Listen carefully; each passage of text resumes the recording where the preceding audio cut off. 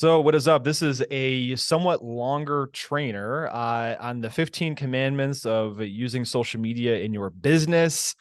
This can really apply to anybody, not just real estate investors, realtors, but can apply to anybody that's trying to grow their business. So use it as you may. It's what I've learned over the past probably 7, 8 years trying to grow my business over social media. Have made a lot of mistakes in the process. And this is what I've learned. I've also got a lot of coaching in the process. I have a full-time social media coach that I've learned a lot from. And these are tactics that I've learned over the years. I know 15 seems long, but it is really tried and true in terms of all the stuff that I've split tested, beta tested, and just made mistakes on. So before I jump into that, what I want to talk about is why social media. Why is social media important for my business? I'm a private person. My Facebook or Instagram is, my personal entertainment device and all that stuff. And I don't want to put my life and my business out there on social media because I don't know, I'm a private person or I don't like to brag or whatever. All right. So I'm going to tell you guys a story, and this has happened several times for me. The original reason I started posting on social media was because I had a prospective coaching call by a guy named Joe Fairless, who's a huge multifamily titan, owns billions of dollars worth of multifamily real estate. And he said, Matt, you need to start a thought leadership platform. If you sadly, notability is more important than credibility these days. So I started kind of experimenting with thought leadership platforms and just started bolting on things over time and getting more active. And with really no expectation of anything in return. I just want to put value out there. I didn't have anything to sell at that point in time. I wasn't really looking to raise capital.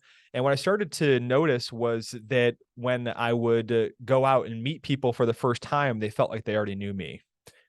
One thing that happens when you meet somebody for the first time, there's this thing called relationship tension or also social anxiety, right? What's this guy about? What's this girl about? Like, can I trust them? Are they credible?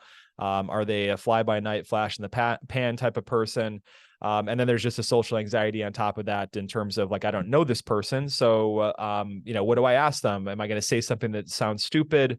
That sort of thing. So the act of being active on social media reduces that relationship tension. So when I was meeting people at meetups or wherever, or even just out in the grocery store or along the canal one time, this is actually the story. I had been active on posting on social media. There's a guy that I went to college with. This was probably, I don't know, 18, 19 years ago that I hadn't even thought of.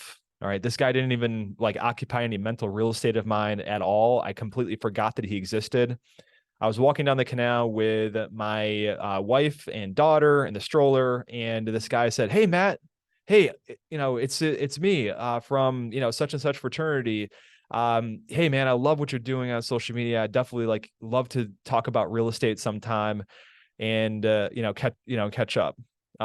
This was like the major aha moment for me was where I was like, this guy's been occupying no mental real estate in my mind for all these years, but I, for some reason, have been occupying mental real estate in his mind, right? There's value in maintaining top of mind and also being known as a subject matter expert.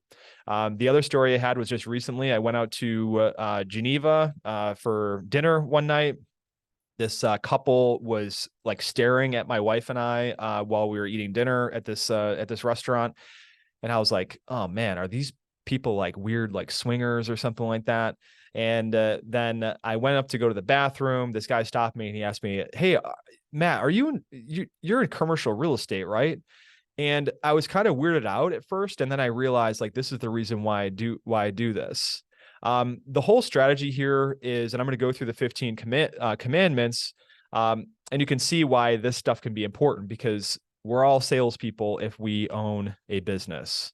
And sales is about relationships. And if you can jumpstart that relationship with actually directly communicating to that person and cutting through that relationship tension, then you can actually have an effective functioning relationship that's like starting light years ahead than if you were to meet this person, just cold out there.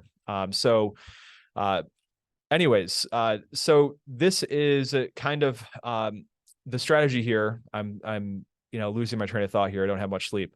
I have a 3-month-old. So the strategy here is that you're never going to get an investor or somebody to do substantial business with you from having social media presence relationship with them alone. I call this a one-to-one to one-to-many augmentation strategy, where when before you meet somebody, if they're connected to you on social media, or before you meet somebody for a long time, this builds up that relationship value with them so that you can have a more highly leveraged face-to-face meeting with them, that one-to-one. So that one-to-many you've been doing this entire time turns to a highly leveraged one-to-one.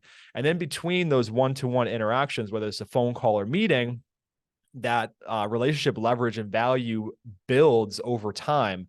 And that is really the power in this whole thing in terms of building relationships with multiple people.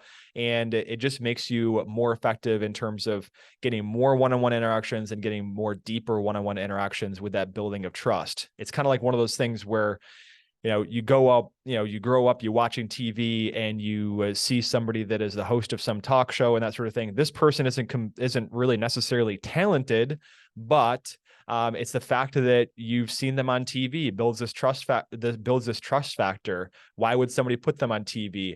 I think kind of like our human brain chemistry with growing up in that environment through television and streaming and that sort of thing, kind of like tricks us into thinking that, all right, this person is a credible person, it's a notable person. And but some of these people, like I said, are not particularly talented. So it's like almost like they're famous for being famous. All right, like Zsa Zsa Gabor. So the commandments of social media. All right, number 1 is thou shalt always create value. All right. And the value is what I call split up into the holy trinity of value, right? So if what the content you're posting is not educating, entertaining, or inspiring, then it does not belong in your content feed, whether it's LinkedIn, Instagram, Facebook, whatever. All right. So education is kind of a difficult thing for people to wrap their head around, especially if they're in a professional business that has a lot of proprietary stuff. Like, why would I give away my secrets? This person would never hire me if I gave them everything. And I used to think this way as well when I was, not really thinking about this the right way. And I had a scarcity mindset until I started following a guy by the name of Alex Hormozy. And his philosophy is give away the secrets and sell the implementation. You, as the real estate investor, are giving away the secrets of your business and how you do it, exactly how you do it. And 99% of the people that consume your content are really not going to ever implement it because they just don't have the time, or they have this mental block in terms of the tennis, trash, and toilets type of thing. So that's how it directly applies to what you're doing. So the inspiration is the other part of the Holy Trinity is inspiration. So these are the stories that you have as a business owner or a real estate entrepreneur of, hey, this is what I did and I was able to provide for my family. I started from this, like from a very, very humble beginnings. That whole hero's journey around that really, really inspires people. This can kind of be one of those things that can seem like bragging sometimes. Some of you have seen the annoying check selfies that I've posted and that sort of thing. Like, I'm not really inclined to do stuff like that, but I just find that out of social media being a cesspool, if I can drown out some of that negative stuff with some inspirational stuff, even if it can be come across as bragging to some people, I really don't care. The fact of the matter is that not everybody's going to love you. All right. And Grant Cardone said something that really stuck with me, is that if I could get half the country to hate me, I'd be president of the United States of America. All right. So you're always going to have people that hate on your stuff. And then you're going to have people that are inspired by it. The third is entertainment. Now, I think I have a dry, sarcastic wit, but I am not overly entertaining or a funny person. So this one is a little bit difficult to me, but I try. Okay. It's not all pure gold, but some of it, I think, I get a chuckle out of it after I, produce it. Such as, I did a video on babies building credit, and I had a little thing of my son typing on the keyboard there with a letter to Santa asking him to help him build his baby credit. Right. So this is the holy trinity of value, right? The idea is that when you put value out there, there's a law of reciprocity that when you give, there's a lot of people that are good people that will become your partners. Be like, how can I give back to this person? If you go in the direction of, I want to give and I want to get something back. I want to give, I want to get something back. You're going to attract people that are those quid pro quo type of people in terms of relationships that, what have you done for me lately? Or even, what have you done for me today? Or what's in it for me? So that giver's gain philosophy is something that you really, really have to embrace because you are going to get a ton of value. I'd say exponentially more value than the value of the inputs you put into giving in the first place. I witnessed it in my own life. Commandment number 2, thou shall keep it third party. All right. And what I mean by this is that when you're posting something that's inspirational or educational or anything like that, this is kind of like more of an algorithmic type of thing, but it's also a human psychology thing. Think about, here's how I did this, right? Or this is my story and this is what happened to me and this is what I did to overcome this, or this little slick trick that I used to figure this thing out. When you start saying, you can do this too, or you should, buy your first investment property in a great neighborhood. When you start talking about and calling out your audience as, you should do this, or you can do this, or any references to you or your or whatever, Facebook's algorithm and their policies are actually don't like that type of language. So that's an algorithmic problem. One thing is that I'm constantly evolving with the Facebook and Instagram and social media algorithms on this. Secondly, from a psychological standpoint, people don't like to be told what to do. Everybody has is on a spectrum or a certain spectrum of oppositional defiance. So when you say, this is what you should do, then a lot of people are automatically inclined to be like, F you, right? So try to keep it third party in terms of third party to them, right? This is what I did. This is what we do, and that sort of thing, and not using you or your, all right? Commandment number 3, thou shalt not post links. All right. This is really important. There's a reason why this is high up on the list. Facebook, Instagram especially, are advertising platforms. The platforms want to keep your eyeballs on them, all right? Because that's how they earn ad spend from their clients that advertise in the Facebook and Instagram and other social media platforms. So when you post things like links to a website, let's say you flipped a house, or check out this project, and you have a link to that, Facebook automatically shadow bans that, and basically you're going to see little to no engagement when you have something that has a link on it, because they want to keep you on the platform. Secondly, the additional damage that does is that the algorithm can actually shadow ban you and throttle your future posts or content, because hey, this person posts links and has links on their feed, so I don't want people going to their profile and coming off of the social media platform that I'm on. All right. Furthermore, links is not just like actual links, but the word link, right? Don't ever use the word link in bio, okay? Or even use the link emoji or anything like that.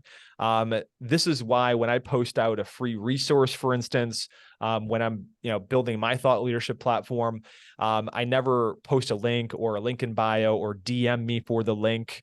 What I say is like, hey, I have this resource that I put together. This is what it is. This is how it has some value. Who wants it? Or any takers or anything like that.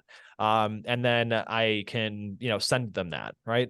If this is like a house or a property that you flipped or whatever, and you're showing, you put it on the market, don't post a link to the actual website where it's on Trulia or Zillow or something like that. This is just an example. Okay.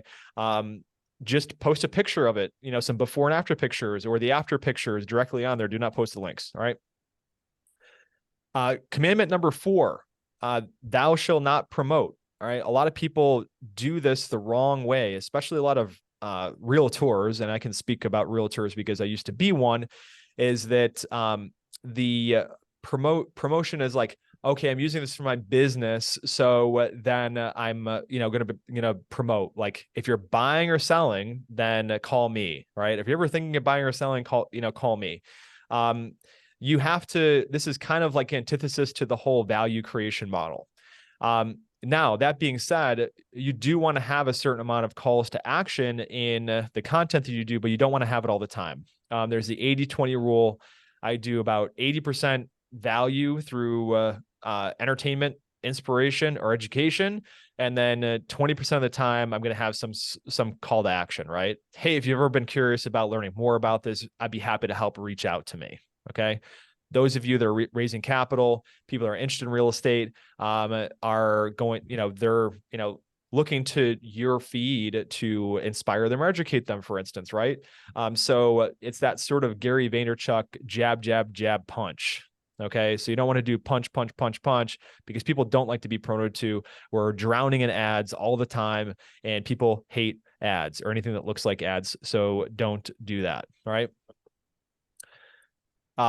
Commandment number 6, thou shalt not worship likes. What I mean by that is, this is what happened when I first, started out, is like, I thought I would post something that would be pure gold. And then I got like, the only person that liked it was my aunt. Okay. And I'm like, oh my God, this is garbage. I suck. And that sort of thing. For some reason, people will see your stuff and like your stuff without actually hitting that like button. I don't know why people are so stingy with the like button, and I almost think that they feel like they're giving away a part of their soul every time they, like a post or something like that. So don't let yourself get in your head. If you come in from the heart of actually wanting to deliver value through the Holy Trinity, then, just do it. Don't get psyched out by, lack of likes. This guy I saw on my canal that had basically, word for word, like regurgitated a lot of the stuff that I had posted throughout the years. Never, the reason why he didn't occupy into my mental real estate was because he never liked or commented on anything. So it's not necessarily a driver of your, quality or you as a person. So do not get distracted by that. All right. Kind of goes in line with the commandment number 7. Thou shalt not try to be an influencer. A lot of people think like, oh, Matt, you're trying to be an influencer. Like, listen, all you're trying to do is in your sphere of influence is to actually, penetrate your sphere of influence by creating value so that you can be known as a subject matter expert. Whether you have a few hundred connections or a few thousand connections, it really doesn't matter. You don't need to, buy your first $10 million of real estate. You do not need to have 100,000, 1 million followers and that sort of thing. So don't even worry about that. And you do not need to be an influencer.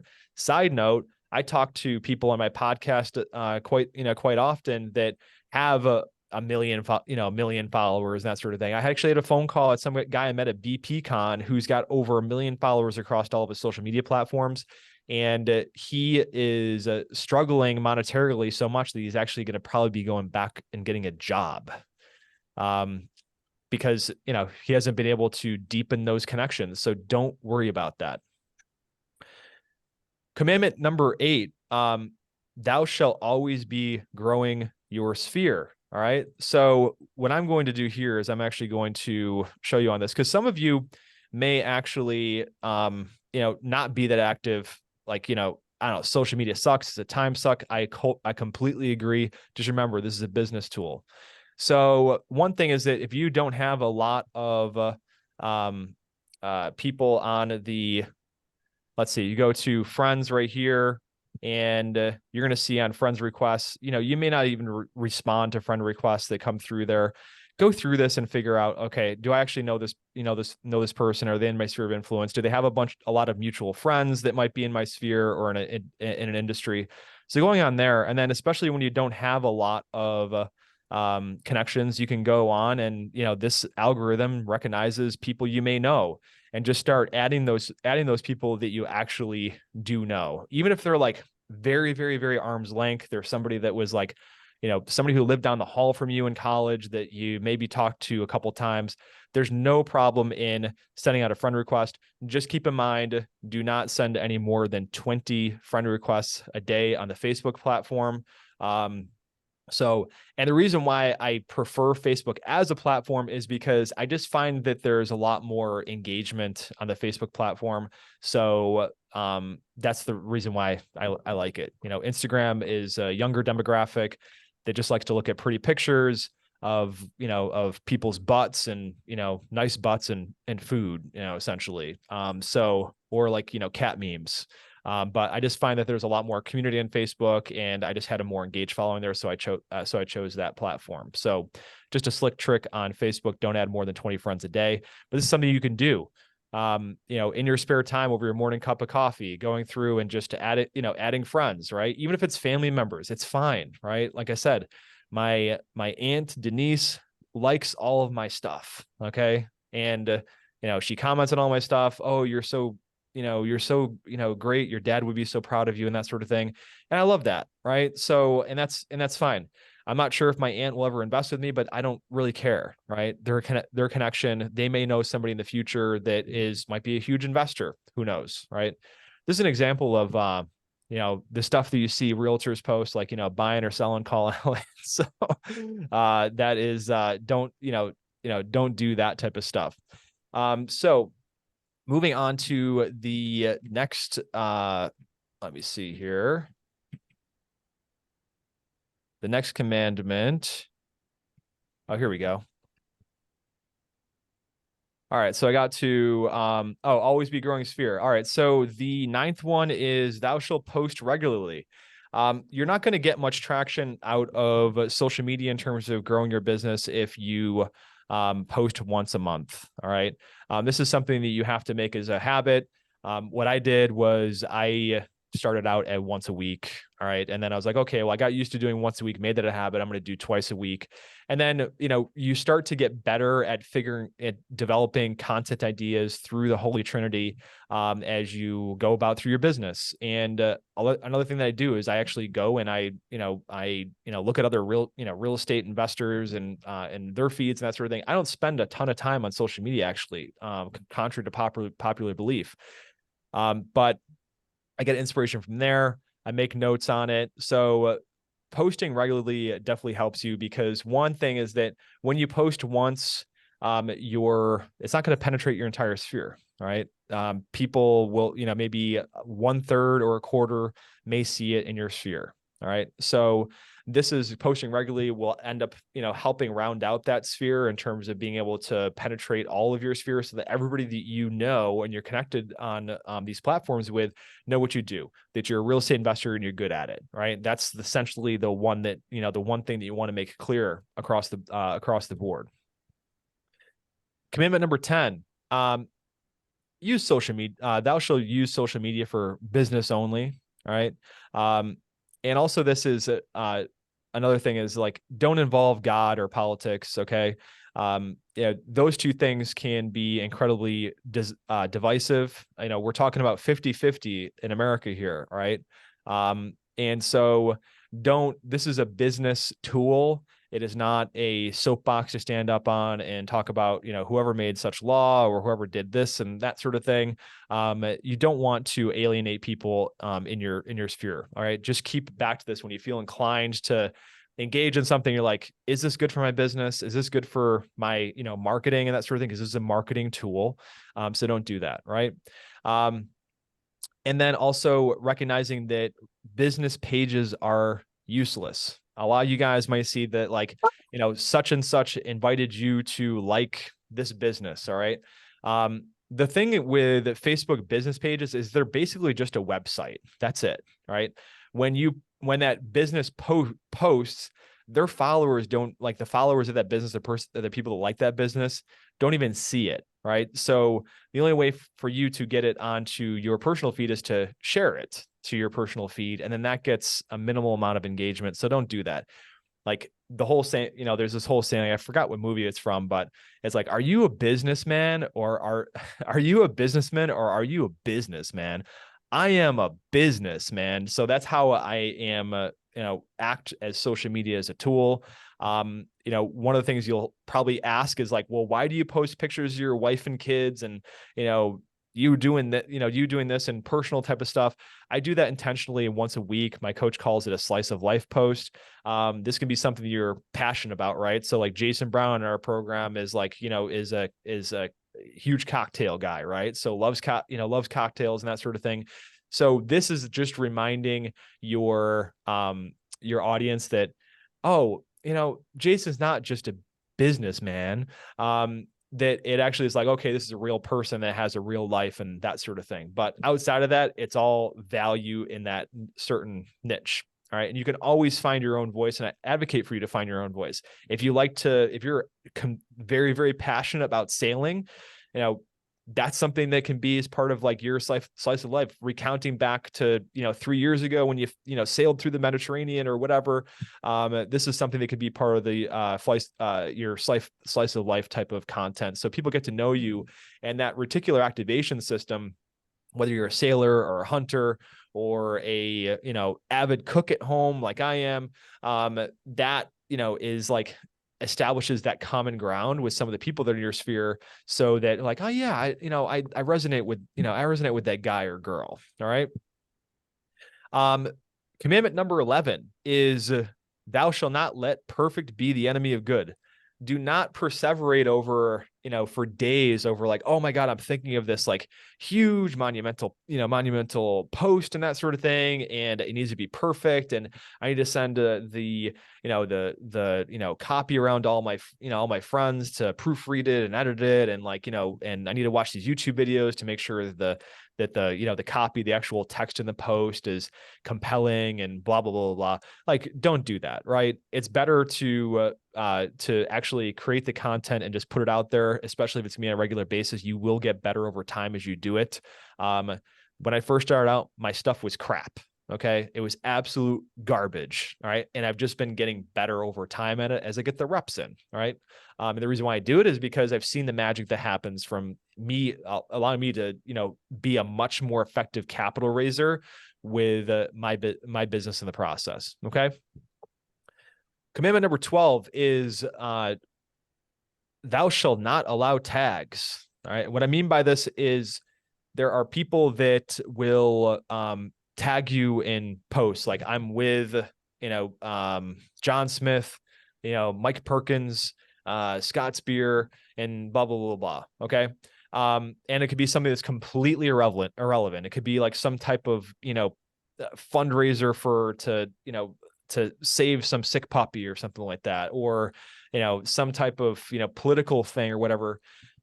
Just be aware that if it is not congruent or has continuity with, I'm a real estate investor and I'm good at it, or it's something that is in line with, like, let's say a passion of yours, such as whatever, sailing or nonprofit fundraising or whatever, then take that tag. If you get tagged off it, take it off your profile. Because what happens is, this happens with me, is that before I have a meeting with somebody, let's say, especially for the first time, they actually will go on my profile across all my platforms and look on like what's on my feed, right? Because they're like, oh, I just want to, get some information on this person so I know what to talk about and that sort of thing. And then if there's a bunch of stuff that you're tagged on, some like, like doTERRA or Mary Kay, or Tupperware party, whatever, then it can really, really cloud up your feed. And the thing is like, people just, will just skim it. So you don't want to have your feed, done with all the, with this garbage. Okay. And removing the tags is just easily, you find where you got tagged. You just, click the 3 white dots, that are to the right-hand side of the tag. And then you just say, remove myself from tag. All right. Commandment number 13, we're getting to the end here. Thou shalt always respond to comments quickly. All right. When somebody comments on content that you post, comment back. Right. Like I said, when people are so stingy with their likes, right? It's like they feel like they're giving a piece of their soul out there. The same thing goes for comments, right? These are people that actually like, jive with what you're putting out there. And if you don't comment, it comes across on the other side as just like being rude. It's like, you walk you walk to, you see somebody in the grocery store, they haven't seen in a while, and you say hi to them, and then they just walk right by you and ignore you. That's the way it feels to some people, right? It may not feel that way to you, but that's the way it feels to a lot of people. Additionally, when you respond to comments quickly, it actually signals to the social media platform algorithms that, all right, this content is getting engagement, right? It's getting likes, it's getting comments, there's discussion that's going on here. We're getting eyeballs to this one thing. And and remember, they want to get eyeballs to the platform. So respond quickly. So this is the reason why I'll generally post my content between 7 and 9 o'clock in the morning, because this is what I'll do. Like before I go to the gym, I'll post a piece, and then I'll get notifications of interactions I'm getting on the actual content itself, and then I will respond to it generally within 30 minutes. So this 7 to 9 period is that I'll just actively monitor that, respond to them, and then at 2 o'clock in the afternoon, after I've had lunch meeting and that sort of thing, I go back and respond to those other comments, and that'll kind of keep it like that afterburn on it throughout the rest of the day. And when you are posting, and the reason why this is important is that algorithm starts to recognize it, starts to pushing it out to other people's feed, and this is how not viral on the internet, but viral within your network. So then you get maximum penetration in your sphere. And that is like keeping you top of mind with with your sphere. Okay. Commandment number 14 is, this kind of goes along the lines of the 80-20 rule, is thou shalt only use CTAs or calls to action 20% of the time. This is sort of duplicative, but just a reiteration of that concept there. So, don't be out there basically, if you're in the, trying to raise capital through for your real estate deals over time and that sort of thing, don't always be like, hey, if you post a success story or something like that, hey, if you're interested in real estate and want to, passively invest in it, give me a shout. Like, there's a time and a place for that. It's not, all the time. All right. Commandment number 15 is that thou shalt not sleep on the copy. This is a very, very important one. This is the reason why I left it as last. What copy is essentially is the text that you have accompanying with a video, for instance. Okay. And the importance of that is that, one, a lot of people say, well, I just posted a video, so like the content's in the video, so why do I need to have like a text thing to it, right? A lot of people are looking and scrolling through social media on their phone. By the way, this is actually, I think, commandment number 14, because I forgot number 5, but I'll end with number 5. So forgive me. But the reason why this is important is when people are looking through it and they have the sound off, and typically the sound is defaulted to off when they're going through their phone, is that they'll typically see, all right, what is this video about? And most of these people are looking on their phone, and they'll basically, the copy will catch their eye in terms of what is this about. And then generally what happens is that when they click more to read more on that, it signals to the algorithm that, okay, this video is getting engagement. Okay. And then that person may opt to listen to what you have to say on that actual video, for instance.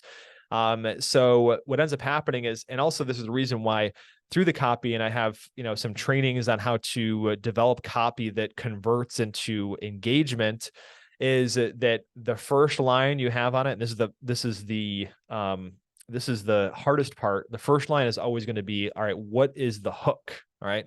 A lot of people in advertising say, the first line of your text or the headline is where 98% of the advertising dollars are spent. Right. Because that is the scroll stopper. People doom scroll on social media, typically on their phone. And so this is the reason why I want to put a lot of time and thought into the first line of text. The purpose of the first line is to convince them to read the second line, and so on and so forth. So that when the people go down through the actual copy, that amount of time that they're on there is like Facebook and Instagram, these other platforms are actually like seeing how much time somebody spent reading the copy. And then this also, the video may play through a couple of times. fully. So the more the video plays, for instance, or the more the person is on there, if we're talking about like, let's say a photo, then the algorithm will go that and push it out to the rest of the network. And then it will kind of happen in exponential fashion in terms of getting maximum penetration out there, right? Commandment number 5, which I skipped, was thou shalt use video. All right. You know that I am a big fan of getting my big dumb face out there. I'm not particularly proud of it, but the reason why I do it is because it's just better for relationship building, right? When somebody can see my face moving and hear the sound of my voice, then it's just like TV. Like you see somebody and over and over again, like for, every day, like, like Johnny Carson, for instance, to use a really old reference, but you feel like Johnny, right? Because you've seen him on TV and that sort of thing. When you're doing just photographs or whatever, then it's like it doesn't have the same relationship building effect. All right. This can be something that's very unnatural for you to do, to whip your phone out and record yourself talking. It's very difficult to do the monologue, but there's incredibly powerful apps that are free, like CapCut, for instance, CAPCUT, that can do what's called transcription-based editing, which has been like an absolute godsend for me. That you can actually, it'll transcribe what you said on the video, and then you can delete out by actually selecting the words on the video in terms of is deleting all the ums and all the fluff and all the times you were like got on some sort of like weird like rant or tangent, that sort of thing. So you can really, really make it as concise as possible. And then also with video, always make it less than 60 seconds. All right. Generally 60 seconds, 30 seconds. I experiment with a lot of 60-second, 30-second, 15-second type of video content, but it is really, really powerful. It works. You'll get used to it. It's but it's just one of those things, like you got to get the reps in to get used to it, and it'll become effective, I swear. All right, so I have a bonus commandment because 15 sounds cuter than 16. Okay. So the bonus commandment is thou shalt not post and ghost. So if you're going to get regular about posting content, then a lot of things, and this is what I did in the past, is that I'd post it and I'd shut the app off and I'd just be like, okay, I'm done. I'm not going back to it. If you can, try to make a habit of spending on the platform for at least another 10 minutes, going through your feed and liking and commenting and that sort of thing. All right. One slick trick that I have is, if you start to like and comment on your friends' businesses, like the people that are in our Go Big Mastermind, for instance, which we should all be liking and commenting in all of our posts that we're doing in regard to our business, then the algorithm will prioritize those posts up to the top of our feed. So then we can spend the first 10 minutes just doing that. And then any other major major milestone events that happen in our sphere of influence and that sort of thing. Okay. And also people that are out there that are, let's say older, okay, that are like, in their prime investing ages, they could be a great investment partners. Those people, like I've said before, like they sometimes feel invisible. Okay. So, I'm always, liking and commenting on those things. And because it's just like one of those things, like, I don't want those people to feel invisible. Like they're still like, they created the fabric of, society in the way it is right now. Like they're incredibly impactful in the world that we live in right now. So definitely, doing that as well, because the platform will reward you. And the thing is that things have changed with post and ghost used to work, but now it's like, well, we want these people that are posting to actually stay on the platform and engage with the other people's content on the platform, whether that's Facebook, Instagram, or LinkedIn. So that about wraps it up in terms of the 15 commandments of using social media for a business. I hope you got value out of it. And certainly I will update this over time as I get better and learn things, because these things, the only constant is change. So hope it helps you as it's helped me, and we'll catch you on the next training.